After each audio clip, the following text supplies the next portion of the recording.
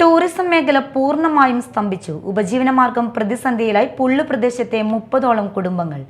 നിരവധി വിനോദസഞ്ചാരികളെത്തുന്ന മനക്കൊടി പുള്ളു റോഡ് കഴിഞ്ഞ 2 മാസമായി വെള്ളം കയറി കിടക്കുകയാണ്. ജില്ലയിൽ ഇത്തരത്തിൽ വെള്ളം കയറി യാത്ര മുടങ്ങിക്കിടക്കുന്ന ഏക PWD റോഡാണ് ഇത്. വിനോദസഞ്ചാരികളുടെ വരവ് നിലച്ചതോടെ അരിമ്പൂർ ചാഴൂർ പഞ്ചായത്തിലെ കുട്ടവഞ്ചി സവാരി, പെഡൽ ബോട്ടിംഗ്, കയാക്കിംഗ് തുടങ്ങിയ വിനോദ ഉപാധികളും തട്ടുകടകളുടെ പ്രവർത്തനവും പൂർണ്ണമായും സ്തംഭിച്ചു. 30ഓളം കുടുംബങ്ങളുടെ ഉപജീവന മാർഗമാണ് ഇതോടെ പ്രതിസന്ധിയിലായത്. ഈ റൂട്ടിൽ ഓടിക്കൊണ്ടിരുന്ന സ്വകാര്യ ബസ് ഓട്ടം നിർത്തുകയും ചെയ്തു.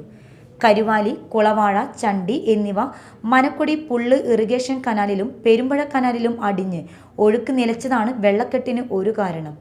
കൂടാതെ കരുവന്നൂർ പുഴയിലെ മുനയംകെട്ട് പൂർണ്ണമായും പൊളിച്ചു നീക്കാത്തതും വെള്ളക്കെട്ടിന് കാരണമാണ്. മഴക്കാലത്തും വേനൽക്കാലത്തും തുടർച്ചയായി ഏതാനും ദിവസം മഴ പെയ്യുന്നതോടെ KLDC കനാലിൽ വെള്ളം നിറഞ്ഞ് PWD റോഡ് കവിഞ്ഞ് സമീപത്തെ വാര്യംകോൾ പടവിലെ കൃഷി നശിക്കുന്നതും ഇവിടെ പതിവാണ്.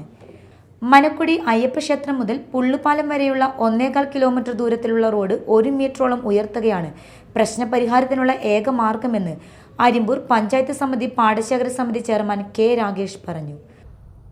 സാധാരണഗതിയിൽ ആലപ്പാട്, പുള്ള്, തൃപ്രയാർ എന്നീ തൃശ്ശൂരിൽ നിന്ന് പോകുന്ന ആളുകൾക്ക് എളുപ്പവഴി ഒരു മാർഗ്ഗമാണ്. തൊട്ടപ്പുറത്ത് കോടന്നൂർ, ചേർപ്പ്, അതേപോലെ തന്നെ ഇരിഞ്ഞാലക്കുട ആ പ്രദേശത്തേക്ക് തൃശ്ശൂർ വഴിക്കും മറ്റ് ഭാഗങ്ങളിൽ നിന്നും എളുപ്പവഴിക്കുള്ള ഒരു മാർഗമായ ഒരു വഴിയാണ് ഇത്. PWD റോഡാണ്.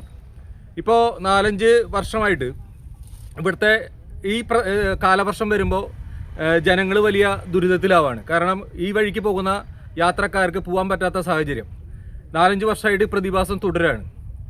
ടൂറിസം മേഖലയിലെ സ്തംഭനവും വാഹന ഗതാഗത നിരോധനവും ശ്രദ്ധയിൽപ്പെട്ട മുരളി പെരുന്നെല്ലി MLA സ്ഥലം സന്ദർശിച്ചിരുന്നു. MLAയുടെ ഇടപെടലിനെ തുടർന്ന് തിരുവനന്തപുരത്ത് നിന്ന് എത്തിയ KHRI വകുപ്പിലെ ഉദ്യോഗസ്ഥ സംഘം മനക്കൊടി പുള്ള റോഡിലെത്തി പരിശോധന നടത്തിയിരുന്നു.